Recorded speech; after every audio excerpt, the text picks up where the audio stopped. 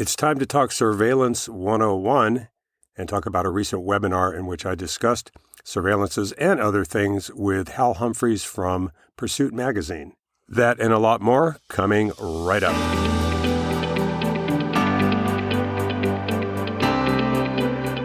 Welcome to Nothing But the Truth, the podcast about investigations and how you can become a better detective. This is the no BS, no Hollywood nonsense real deal. Now here's your host, Detective Rom.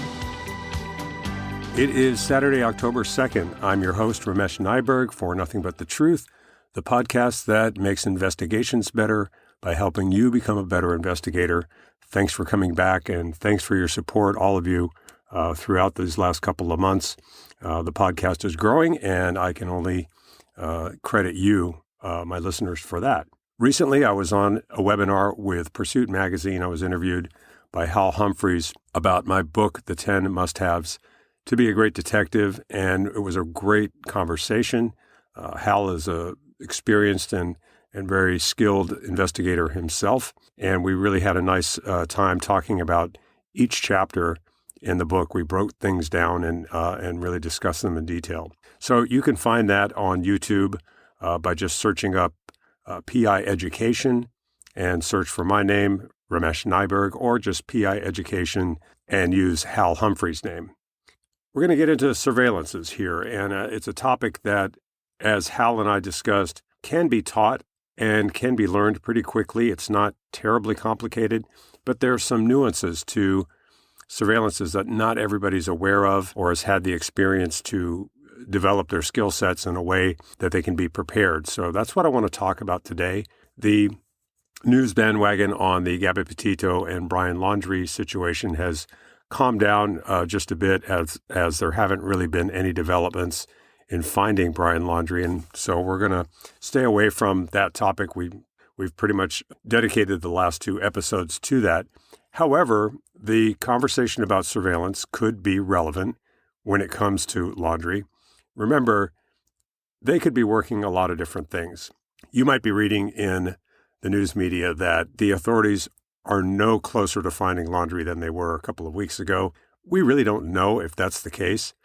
They could be working a tip. They could be working some surveillance somewhere on his hideout, who knows where. I'm not saying that's happening, but if it is happening, we're not going to know, and we shouldn't know. Those are the things that investigators are going to keep close to the vest, as they should, so that nobody goes and tips him off. We have no guarantee that his parents are not in touch with him, even though they've come out and made a statement that they have no idea where he is or what he's doing. We don't know if that's the case. You know, he's in the wind, and it doesn't mean he'll never be caught, but there's no guarantee that he'll be caught soon. Whitey Bulger, the kingpin of the Winter Hill Gang out of Boston, was the target of a huge investigation, one of the biggest manhunts in U.S. history. I was a part of that task force, the Department of Justice task force, to look for him. And he evaded the authorities for 16 years. In France, they just caught a guy who was a serial rapist who was wanted for 35 years. So hopefully it won't take that long to find Laundrie, but it could happen. He's not a very unique-looking guy.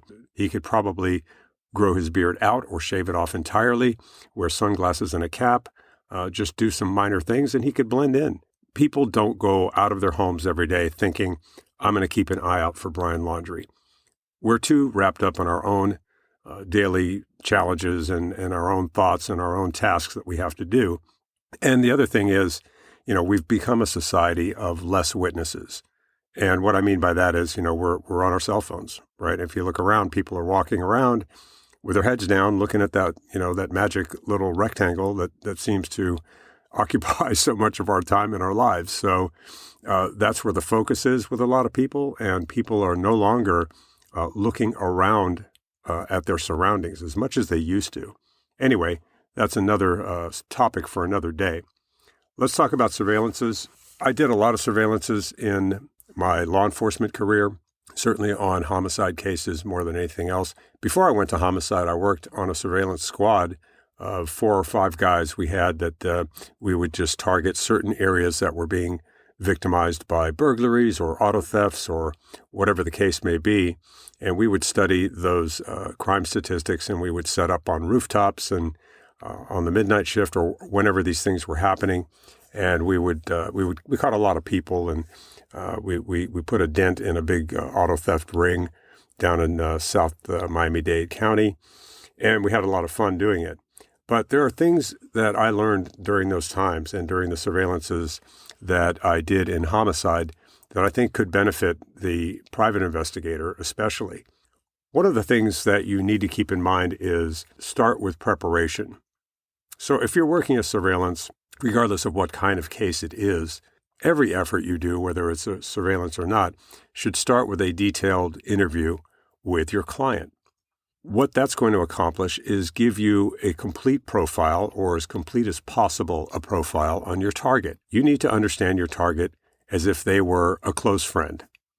Find out what they like to eat, find out what restaurants they like to go to, find out what they like to drink, so that you have an idea of where they are most likely to go. Remember, Human Behavior, Chapter 6 in my book, talks about using your knowledge of human behavior and of your target to help you kind of whittle down that haystack, right, and find the areas of the haystack to look in. So the first thing is get all that down from your client down to whatever habits and patterns that person is used to behaving with. That's number one. Then we have the physical parts of the surveillance. You want to make sure your car is outfitted properly. You want to make sure that your running lights are taken out. And if those of you who don't know what I mean, if you're a new investigator to surveillances, modern cars since the last 20, 30 years have running lights. So your headlights might be off, but the running lights might still be on. So when you're sitting in a parking lot or sitting on a surveillance in that car, somebody might look down a row of cars and see one car with the running lights on and know that there's someone sitting in that car with the engine on or the key turned on. This is a challenge in South Florida where it gets very, very hot, and it's not feasible to sit there for hours in a car without the air conditioner on. So I always tell my investigators, make sure you've checked your running lights and make sure you've removed them. Most cars, it's not too hard to remove them. You just look in the manual, pop them out, and you're done. The other thing I would encourage you to do is personally keep cash on you. All right, so we're so used to running around with credit cards and debit cards, but if you're on a surveillance, you want to have some cash on you. The reason for this is your fixed surveillance could very possibly turn into a mobile surveillance where your target is on the move. And I would always expect this and always consider a fixed surveillance to transform into a mobile surveillance at any time. So this is where some of the habits of your target are important to know and important to understand. If your target goes into a bar or a coffee shop to have a sandwich and he's sitting there, you're going to go inside, sure, and you're going to follow them, and you're going to sit maybe a few seats away and keep an eye or maybe get some recording done. But if he wants to leave all of a sudden and he plops down cash and you're sitting there fumbling with your wallet to pay your bill for your coffee or whatever you're having with a credit card, he's going to get a good head start on you. So always have cash and be ready to plunk that down so you can get out of there quickly and continue the surveillance with some hope of success. And I say hope of success because surveillance is, like most aspects of investigation, sometimes can provide you with challenges you didn't expect. I would always try to expect the unexpected, and during that preparation phase, have a plan B or a plan C. The other thing I did not mention yet is when you're planning your surveillance, try to include another investigator. Yes, there's times when you're going to have to do them alone, but whenever possible, have someone else there to help you if you get stuck, if you have car problems, if you get stuck at a red light and your target blasts through the red light. You always want to have at least two people on a surveillance. Even then, there's a likelihood you could lose your target. It happens to everyone. And if you do surveillances for any length of time, it will happen to you eventually.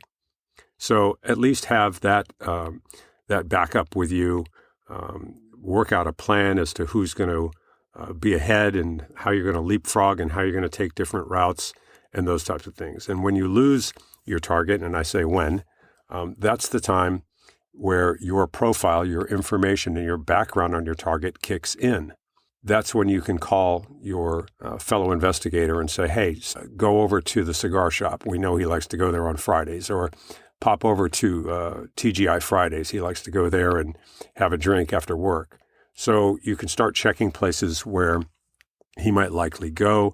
And I say he, of course, it could be he or she. We've talked about credit cards and cash, and we've talked about the running lights, and we've talked about having a backup investigator. Now, I can teach just about anyone how to sit and position your vehicle and how to take video. I could probably teach a 12-year-old how to do that aspect of surveillance. So don't worry too much about getting a whole lot of fancy gear. One of the things I see young investigators or new investigators doing is going out and spending a ton of money on all kinds of fancy cameras. The reality is you only really need one camera, and I would try to minimize the amount of gear you have with you because you can end up really kind of getting an awkward situation in your front seat with different cameras and wires and batteries. But I like to use my Panasonic handheld camcorder, and that works really, really well. And I can take still photos with it, or I can, of course, when I'm doing my editing, just create stills from it. And it does not have date and time stamp on it, but I have an app that'll do that extremely well. So there are many, many apps out there that will do date and time stamp. Remember that you have to have that if you're going to produce images that an attorney or someone else is going to be using for any kind of legal purposes. Your videos, no matter how sharp and wonderful they are going to be useless without a date and time stamp. So I would just use that. You can shoot through a side view mirror. You can shoot through a rear view mirror, which is not advisable, but you just want to position yourself so you're not sticking out obvious. And you want to make sure you can get a clear shot of your target when they're coming out of the house or the office or the hotel room or wherever it is. The only thing I would insist on is that whatever camera you choose, it has a powerful zoom. So my Panasonic has a 90 optical zoom, which is pretty damn good, and I can zoom in on things from quite a distance. And yeah, it gets a little bit shaky, but if you can rest your hand on something and kind of balance the camera, set the camera down somewhere, you can get some really great stuff from quite a distance away. There are some other practical matters you have to consider, and that is our personal needs, such as going to the bathroom. Again, this is where a partner really comes in handy. You just tell your partner, hey, I really have to go, and you pop into a McDonald's or wherever. Some male investigators like to keep a Clorox bottle, empty Clorox bottle with them in the car. And, I won't get too graphic about that. Use your own imagination, but have some system, have some fallback system in which you're not going to be compromising the surveillance by taking care of your personal needs. Now, the other thing you need to do prior to your surveillance, now in most states, I believe this is the case, in Florida it certainly is, you should be expected to check in with the local police department. You need to identify yourself to them. They will ask you some questions, ask you if you're armed, ask you for your license number, ask you for the description of your car. And this can come in real handy. Besides being a requirement, which you should do so you don't get in any trouble, this will help them keep patrol cars out of the area. If there is a neighbor that calls and says there's a suspicious car down the block, and the police will know who you are. Now, what about getting burned? This is a big topic and a big concern for most private investigators. I think we get a little paranoid at times, and we think that when we're tailing somebody that we've been burned based on maybe their behavior and the way they're driving. And, we might automatically suspect that they're making counter surveillance moves on us. Most of the time, our suspicions are just that. They're suspicions and they're paranoia. And most of the time, that's not happening. Now, if you have a target that already has their antenna up and maybe they've already thought that their significant other was going to hire a private investigator, that might be the case. Now, if you do get made by the target, maybe it's time to break off, get the hell out of there, and resume the surveillance another time with different vehicles, obviously. All right. And so that's a decision that you have to make with you and your client and you and your partner. What happens frequently is the neighbors. If you're working in a residential area, neighbors might suspect that there's something going on. Now, this happens frequently in neighborhoods where maybe they're older neighborhoods, the people are friends with each other, they have a neighborhood watch, so they're alerted to vehicles that maybe don't belong. I had one incident where two neighbors were standing in their yard talking to each other, looking at my car, and I knew what they were discussing. Sure enough, about 5 minutes later, one of them came walking up, tapped on my window. I rolled down my window and they said, "Excuse me, you've been here for quite a while. Can we help you with something? What are you doing here?" Well, what do you do in that situation? How do you handle that? Well, you should have a plan on how to handle that. You should have something that you're going to say already in place before they come to your window so you don't sound nervous and you don't sound like you're making something up.